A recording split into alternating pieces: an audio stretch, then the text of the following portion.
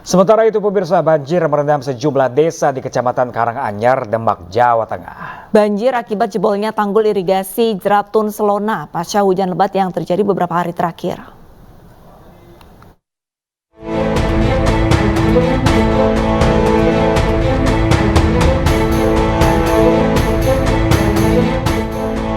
Tanggul sungai irigasi Jeratun Selona wilayah Desa Ngemplik Wetan, Kecamatan Karanganyar, Demak, Jawa Tengah jebol. Hal ini akibat naiknya debit air sungai setelah tanggul di wilayah Bugal, Grobogan, Jawa Tengah jebol pasca hujan lebat beberapa hari terakhir. Banjir meluas hingga ke areal persawahan Desa Ketanjung, Karanganyar.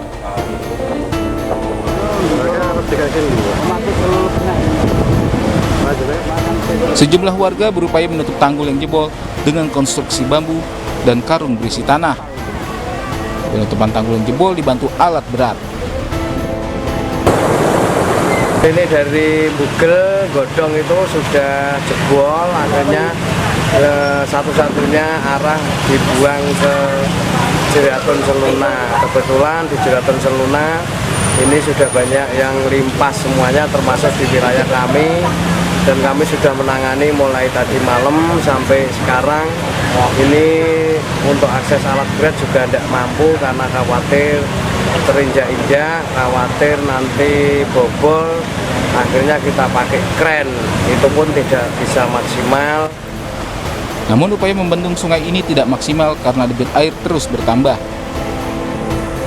Warga berharap pemerintah daerah memberikan bantuan terkait masalah ini.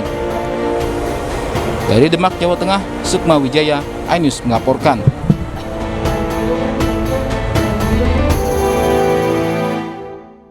Pemirsa, untuk mengetahui informasi terkini yang menerjang banjir di Jawa Tengah, kita sudah terhubung dengan Sukma Wijaya di Desa Wonorejo, Kecamatan Karanganyar, Demak, dan rekan Rustama Nusantara di depan Pasar Induk Purwodadi, Desa Jenglok Barat, Kecamatan Purwodadi, Grobogan. Kita ke Demak terlebih dahulu, pemirsa.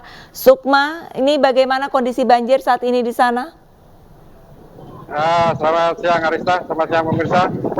Kondisi banjir di Desa Wonorejo ini tepatnya di Duku Kedung Banteng, Kecamatan Karanganyar, Demak ini cukup tinggi. Namun dibandingkan dengan banjir yang terjadi pada bulan Februari kemarin, banjir ini lebih dangkal.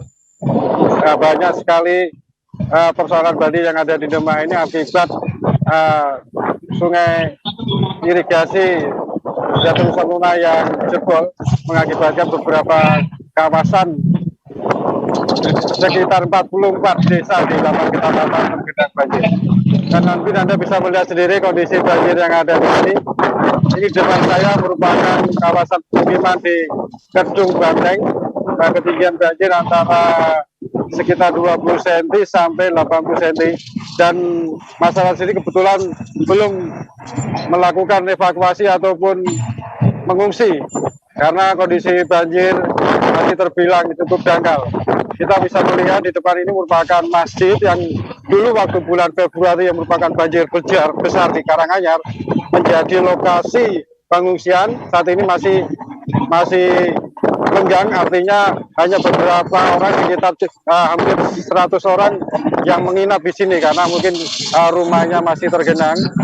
Di sini juga bisa dilihat bagaimana kendaraan-kendaraan diparkir, kondisinya untuk menghindari agar tidak tergenang banjir. Mungkin pemirsa bisa melihat begini, kita melihat di lokasi Kedung Banteng ini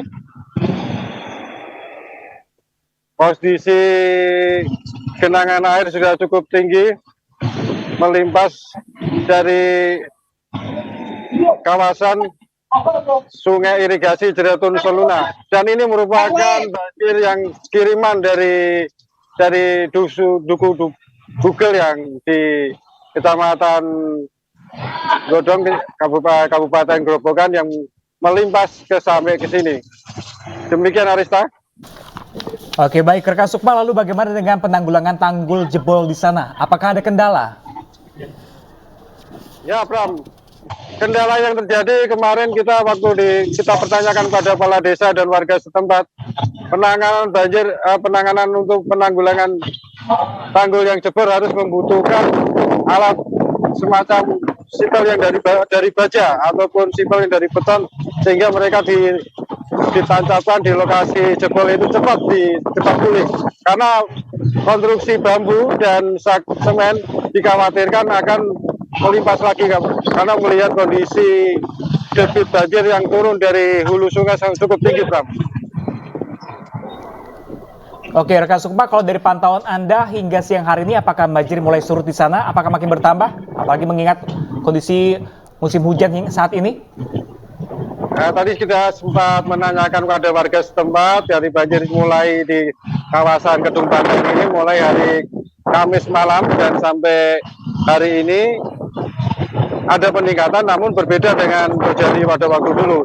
Peningkatannya hanya sekitar 10 cm sampai 20 cm dalam kurun waktu 5 jam sampai 6 jam.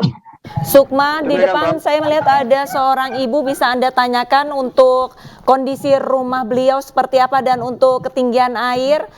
Ini di dalam rumahnya berapa senti, Sukma? Dari mana, Ibu? Dari rumah. Rumahnya banjirnya tingginya seberapa, Ibu? Sepaha. Ini Ibu mau kemana? Ke masjid, ngungsi di sana. Ini. Tapi Ibu sehat-sehat ya, Bu ya? Ini selama ini ada bantuan nggak, Ibu, seperti makanan, nasi bungkus, minuman dan sebagainya dari tim-tim lain ataupun dari donatur, Ibu? Ada?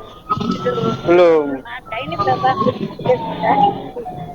Ya. Iya. Ibu namanya siapa, Bu? Parni. Bu Suparni. Matur nuwun ya, Ibu ya. Mari Ibu jalan, Ibu. Hati-hati, Bu. Demikian Arista. Apa Oke, yang kita baik. sampaikan tadi semua kita komunikasikan kepada warga setempat. Memang kondisi banjir cukup tinggi dan kenaikan Oke, baik. sekitar 5 jam dengan ketinggian 10 cm. Oke, baik rekan Sukma, dari Demak kita beralih ke daerah Grobogan yang juga diterjang banjir. Sudah ada rekan kami Rustaman di sana. Rustaman, bagaimanakah kondisi banjir saat ini di lokasi Anda melaporkan? Siang, Pram, untuk kondisi banjir saat ini di Grobogan berangsur sejak tadi pagi awalnya sih memang turun, tapi untuk sekitar pukul 8 untuk kondisi ketinggian banjir mulai bertambah lagi. Dan saat ini kondisi air sudah mulai memasuki ke lokasi tempat-tempat pasar dan tempat-tempat di toko-toko yang ada di samping ini, Pak. Selain itu untuk banyak para pengungsi yang mulai masuk ke kantor Bupati karena satu-satunya tempat yang paling aman ada di situ. Nah. Untuk ketinggian banjir saat ini mencapai sekitar 1,5 meter yang ada di desa yang paling terdalam. Dan banyak warga yang tadi sudah dievakuasi, ada yang kejebak banjir di tengah jalan, dievakuasi dari tim BPBD dan para relawan. Sementara untuk yang sakit langsung dibawa ke rumah sakit. Dan untuk saat ini banyak para pedagang yang mengeluh karena pasarnya ditutup karena masuk air. Seperti ini nanti kita bisa tunjukkan gimana kondisi pasar dan pedagang pasar yang ada di Pasar Induk Purwodadi ini.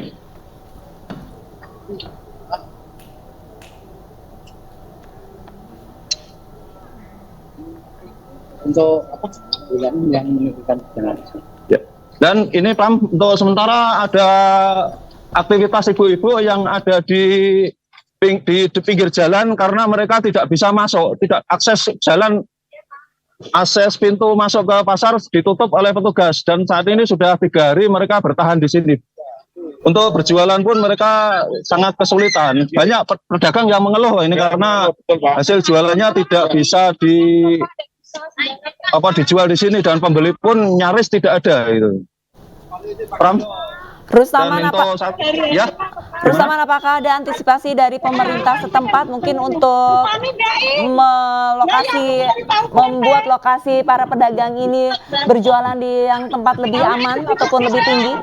Ya, untuk saat ini belum ada upaya dari pemerintah. Mereka belum terfokus ke pasar, mereka sedang fokusnya ke evakuasi ke daerah-daerah yang terdalam di sini.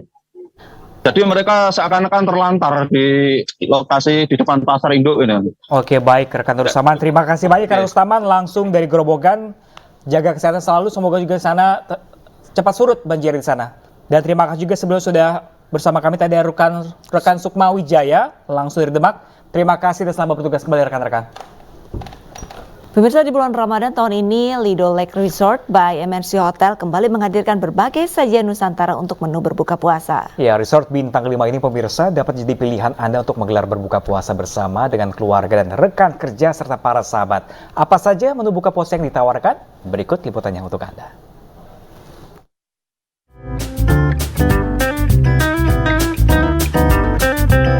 Bosan menggelar acara bukber di Jakarta? Lido Lake Resort by MNC Hotel di Bogor bisa menjadi pilihan tepat bukber sembari menikmati suasana istimewa dalam kebersamaan di bulan Ramadan. Hanya 1 jam perjalanan dari Jakarta melalui akses tol Bocimi, Resort bintang 5 di kawasan KEK MNC Lido City menawarkan paket buka puasa yang harus dicoba bersama rekan ataupun keluarga. Halo pemirsa, hari ini saya lagi jalan-jalan di sekitar Bogor untuk nyari tempat buka puasa buat hari ini. Dan saya nemuin Lido Lake Resort by MNC Hotel. Kira-kira menu apa aja ya yang disediakan di sini untuk buka puasa hari ini? Bertajuk Sajian Nusantara, Lido Lake Resort menyiapkan sajian khas Nusantara untuk berbuka puasa dengan harga terjangkau, namun dengan kualitas makanan yang premium. Tak hanya itu, menu signature seperti nasi kebuli dan Mongolian beef juga dapat menjadi pilihan Anda. Menu makanan yang kita sajikan di tahun ini seluruh menu dari mulai Sabang sampai Merauke. Kita juga menyajikan makanan khas dari Timur Tengah. Dikarenakan karena kita memang dalam suasana Ramadan. Alhamdulillah, nah sekarang udah waktunya buka puasa nih pemirsa. Dan ini dia menu yang disajikan oleh Lido Lake Resort by MNC Hotel untuk buka puasa. Tadi tuh kita udah cobain nasi goreng buntut, nasi kebuli, sama Mongolian beef ya. Dan itu favorit banget, recommended di Lido Lake Resort sini. Kamu nyobain apa, Cak? Tadi aku cobain matcha eclair sama Claire. Nah, untuk Anda pemirsa yang ingin menyantap menu buka puasa dengan suasana sejuk dan nyaman serta harga terjangkau, bisa langsung datang ke Lido Lake Resort by MNC Hotel. Dari Bogor, Jawa Barat, Wenda Nura, Muhammad Fakih, iNews melaporkan. Sebuah pondok pesantren di Kabupaten Indramayu, Jawa Barat memiliki sholat tarawih super cepat. Ya, pemirsa, ini dengan total 23 rakaat di Ponpes ini tarawih selesai dalam waktu 7 menit. Wow.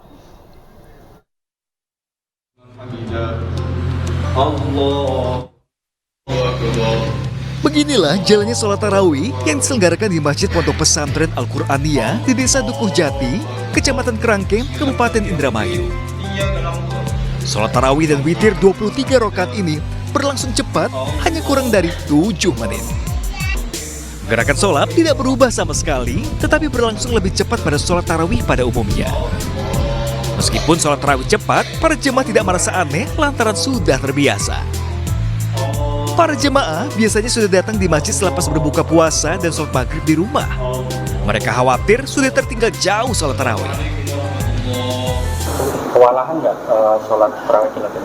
Awal mula malam pertama di bulan puasa atau bulan Ramadan itu kita masih kewalahan karena kita masih awal untuk melakukan itu. Tapi lama-kelamaan setelah 2 malam, 1 malam kita sudah terbiasa dengan gerakan yang cepat itu. Yang ikut di sini itu masyarakat yang muda, pemuda. Jadi pemuda itu kadang tidak ingin berlama-lama untuk melakukan sholat, apalagi yang bacaannya lama. Jadi yang penting tadi sudah dikatakan oleh Pak Kiai, yang penting rukun dan syaratnya sudah dipenuhi. Yang penting syarat rukun tentang sholat itu sudah terpenuhi, dan itu dapat kalian semua cek di pondok kami bagaimana tata cara kami dalam melakukan, apakah sudah sesuai dengan syariat, dengan syarat-syarat dan rukun-rukun sholat. Silahkan datang ke Pondok Pesantren Al-Qur'aniyah ini. Selain mempercepat sholat tarawih, juga bertujuan untuk mengajak minat anak muda untuk bertarawih di bulan suci Ramadan. Sholat dengan waktu cepat hanya dilakukan untuk sholat tarawih dan witir. Sementara untuk sholat 5 waktu, durasi sholatnya sama seperti sholat pada umumnya. Dari Indramayu, Jawa Barat, Toh Iskandar, iNews melaporkan.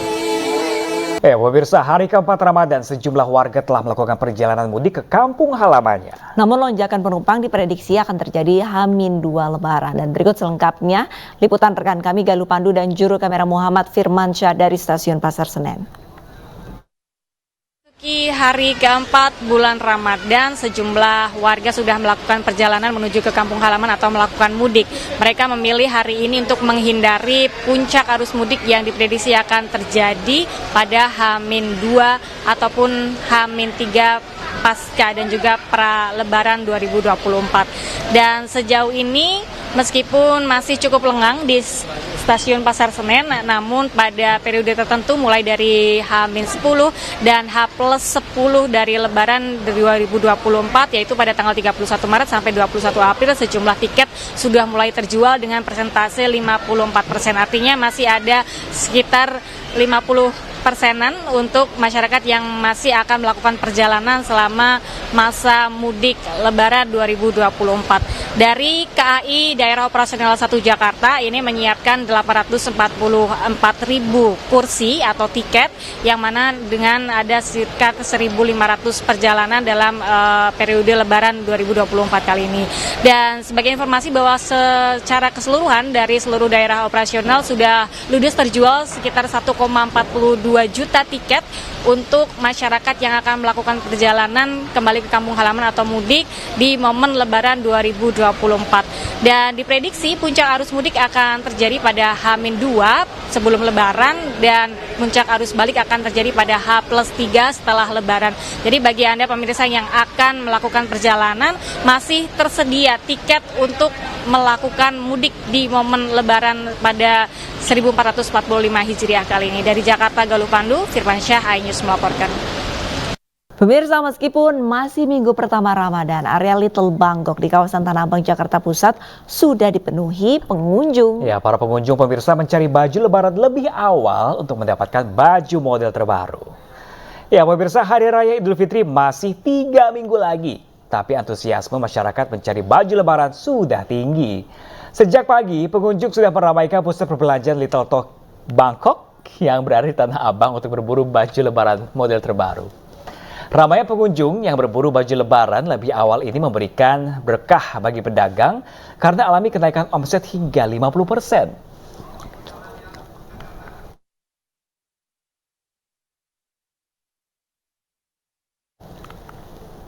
Dan pemirsa, untuk mengetahui informasi terkini di Little Bangkok sudah ada rekan kami Amrina Rida. Selamat siang Amrina Rida, ini kira-kira model baju yang paling favorit dan dicari-cari sama pengunjung nih model apa, Rida?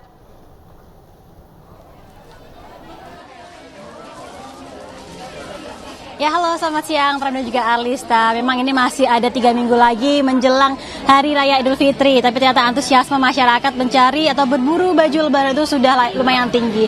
Kami sekarang di Little Bangkok yang memang menjadi salah satu area favorit yang ada di Tanah Abang. Kenapa? Karena untuk di sini baju-baju yang memang disediakan oleh pedagang di sini adalah baju-baju dengan model-model kekinian. Nah, memang berbeda ya dari baju-baju yang ada di blok lain, misalnya blok A atau blok B yang biasanya didominasi oleh baju-baju muslim. Kalau di sini memang baju-bajunya itu lebih modern, begitu kekinian juga, walaupun memang ada baju-baju muslim, tapi memang yang mendominasi adalah baju-baju kasual yang memang disukai oleh anak-anak muda. Tadi kami melihat begitu sejumlah orang-orang di sini, mereka hunting baju-baju dengan model dress, dengan ala-ala atau modelnya mesti seperti anak-anak muda di Bangkok, seperti namanya di Little Bangkok begitu. Dan untuk harga baju-baju yang ada di sini pun juga sebenarnya sangat bervariasi. Tadi ada yang berharga dari harga 100.000 hingga 600.000 sendiri pun ada. Jadi memang bisa disesuaikan dengan preferensi atau budget dari masyarakat yang ada di sini. Nah, kalau kita melihat keramaian sekarang memang cukup ramai. Sejak pagi memang sudah sangat banyak begitu masyarakat yang berlalu lalang. Tidak hanya masyarakat Jakarta, tapi juga masyarakat di luar Jakarta. Bahkan juga ada masyarakat atau warga negara Malaysia yang jauh-jauh datang dari Malaysia ke sini untuk berburu baju, untuk hunting baju. Selain untuk digunakan sendiri di Hari Raya Lebaran, tapi juga tadi mereka mengatakan untuk dijual kembali di Malaysia. Jadi memang di sini ini menjadi salah satu area yang juga memiliki daya tarik bagi masyarakat tidak hanya Jakarta tapi juga masyarakat di luar Jakarta. Nah, keramaian ini tentunya memberikan berkah tersendiri bagi para pedagang yang akan di sini, karena tadi mereka mengatakan bahwa omset mereka di bulan Ramadan ini naik dari 5% hingga 50%. Nah, tadi menyampaikan juga bahwa menjelang puncak keramaian biasanya yakni pada pertengahan bulan Ramadan bisa naik hingga 70%. Nah, bagi yang penasaran bisa langsung ke Little Bangkok ya. Kembali ke studio, Pram dan juga Alista. Ika Amrina Rida melaporkan langsung dari Little Bangkok, Tanah Abang, Jakarta. Selamat bertugas kembali dan sambil hunting-hunting baju lebaran. Terima kasih.